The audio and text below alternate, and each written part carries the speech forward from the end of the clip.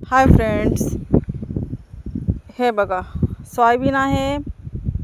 नाही आमच्या इकडे 50 ते 60% पेरणी दोबारा झालेली आहे. एक तर वरतून पावसाची कमतरता आणि त्याच्यामध्ये बियाणा चांगला देण्यात आलेला नाही आहे. शासनाला कसं शेतकऱ्यांकडून अपेक्षा असते, चांगलं माल द्यावं, सर्वच चांगलं भेटावं आम्हाला, स्वच्छ, आणि भाव वरतून अजून शेतकऱ्यांना कमी भाव असतो मालांना. 4,000 रुपये क्विंटल, 3,000 रुपये क्विंटल अशी सोयाबीनला भाव असते.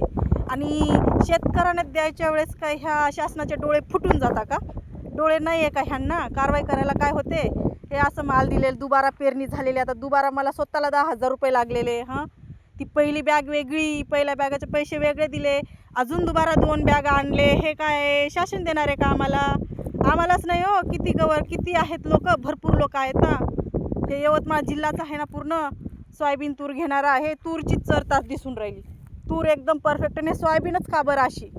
आणि माझं ठीक आहे, माझं एकटीचं झालं, पण सर्वांचे सगळे 50 ते 60% लोक दुबारा पेरणी करायलेत. वरतून पाणी तर नाहीच नाही, खाली सोयाबीन पण नाही बरोबर बियाणे. आणि शेतकऱ्यांच्या मालाच्या वेळेस तर लईच चळवळ असते, भावाचं तडजोड. मग शेतकऱ्यांना माल व्यवस्थित द्यायचं ना.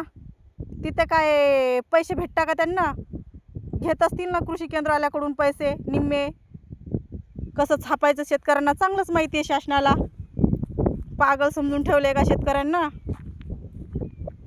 लिमिट असते कोणत्याही गोष्टीला. शेतकरीला मारून टाकले ह्या शासनाने. थोडं शेतकरी वाचेल तर तुम्ही वाचाल. खा मग, नाही तर कपडे खा, चांगले कपडे, चपला खा, मग काड्या खा, काड्या, अजून डोक्याला ताप सर्व.